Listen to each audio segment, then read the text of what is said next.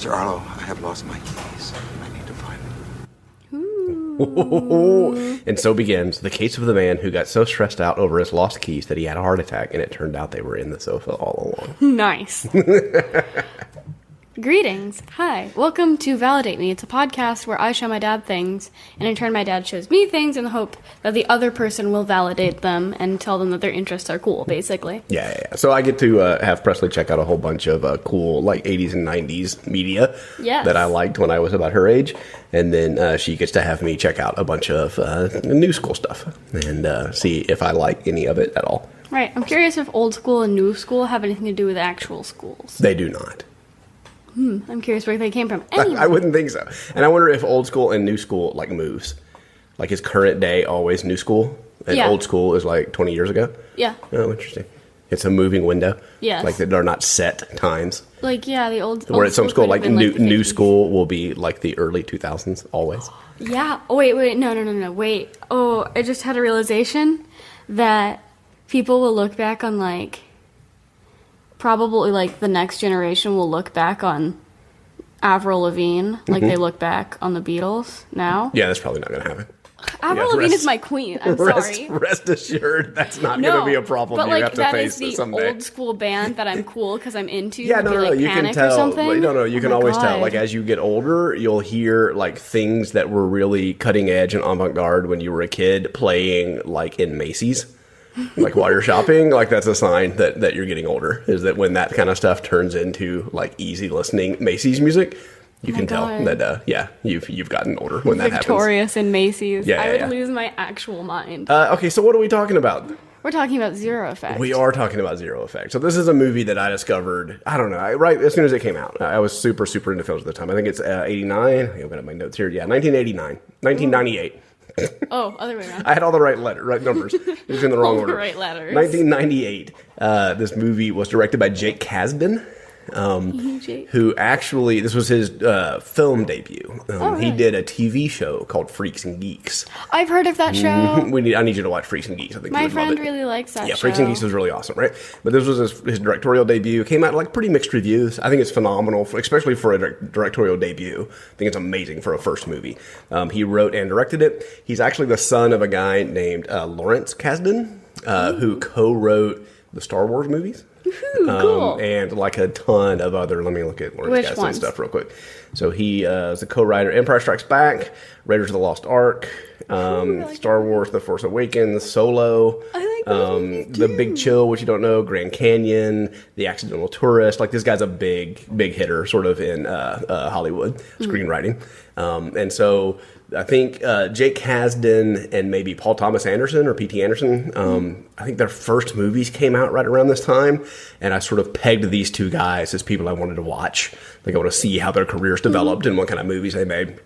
And P.T. Anderson has gone on to do, like, ridiculously cool stuff. Yeah, I've heard of P.T. Anderson. I really love a lot of his things, and he's definitely pushing the edge. And Jake Kasdan, really weird, he's still directing a lot of movies, but he's not writing as many anymore, which kind of makes me sad, because I actually love his writing style. Yeah. And he did another one called The TV Set that he wrote and directed, and it's about, like, putting a TV show together and, like, casting it, and, like, it's sort of everybody sort of does these inside baseball movies, right? People who are in the movie business like to do movies about the movie business. Yeah. And I bet it's really good. It's got a lot of people in it that I love. I'm surprised I haven't seen it, so I'm actually going to watch it this weekend. Ooh, cool. But so he's not, like, super... like, his dialogue specifically. It's not super, like, hyper-realistic dialogue. Like a Tarantino tends to write, like, very real feeling conversations. Like, I love the way Tarantino writes because his conversations feel supernatural and kind of the way people talk, maybe a little heightened. Whereas Jake Kasdan is more like a David Lynch or David Mamet or Hal Hartley, where it's, like, hyper-realistic. Like, it's not the way people really talk. It's too clever and too... Like, some of it is really super realistic and the real moments feel super real, but people talk more clever than they really talk in a lot of his dialogue. And it's even delivered in a little bit of a weird way. I think he directs it that way, and I kind of like it, so that you have this impression that you're watching a work of art, that it's not necessarily like you're looking through a window and looking at people's lives. It gives this impression that it's a little bit more of like an artistic thing. And I really love that as a style of writing. I may be going a little bit too in my head. Oh no, but I think it's neat. So, like, I love the way this is written, and I've got a lot of clips of dialogue and stuff that I really Yay. love. Things that really, like, still, when I thought about watching this movie again, the dialogue that leapt to mind that I wanted to see. Yeah. Yeah. So overall, let's do a super high Overall, level first. What were your thoughts at a high level? I think it's just a really neat movie. It's really clever. It's really well done. I really like. A lot of times in this note-taking process, I just started watching the movie and forgot to take notes. Yeah, that it's a good sign, happens right? lot. Yeah, it's a good sign. So I actually, to remedy that, for the first time, I wrote down a little bit of like a narrative of what happens. And Oh, so we'll that's kind of very talk useful. about what happens, That's a and good then maybe idea. that'll remind you to kind of, oh yeah, this was kind of cool when that happened. And I've got Yeah. some notes about stuff like in the thing. I don't know how I'm going to flip back and forth between this stuff, but I did sort of write down a little bit of a narrative. We'll go I did into it. I just something wanted to new kind of get and- like what's your big thing. Yeah, I did something new and phenomenal also, wherein I had the movie open and the notes open at one time. That's a good idea. And like, well, it's not like I have the notes closed and then I watch the movie and then I Right. take notes, but Yeah. they were split screen. And I was like, wow, this is cool. I didn't think of this. Yeah. So that was fun. Cool. I enjoyed Did that. you know any of the actors? Like, did you know Ben Stiller? Like, he's He looks super famous. familiar, and I don't know what he's been So in that Ben I've Stiller's seen. Arlo, right? Yes. And then I have a note about that. I don't know Bill what he's in. Pullman is Daryl Zero. You knew Kim Dickens. Indeed. So we'll go ahead and jump into our first Lost reference. Our first, probably not one our of- last one. One of the things that made me think of this movie as perfect for Presley was that one of the actors from Lost is actually in this movie and plays a prominent role, and she does a phenomenal job. I think she's really great in this. Yeah. I think she's better in this than she is in Lost, in fact. Yes, I do. And I think there's some really amazing scenes between her and Bill Pullman, Daryl Zero.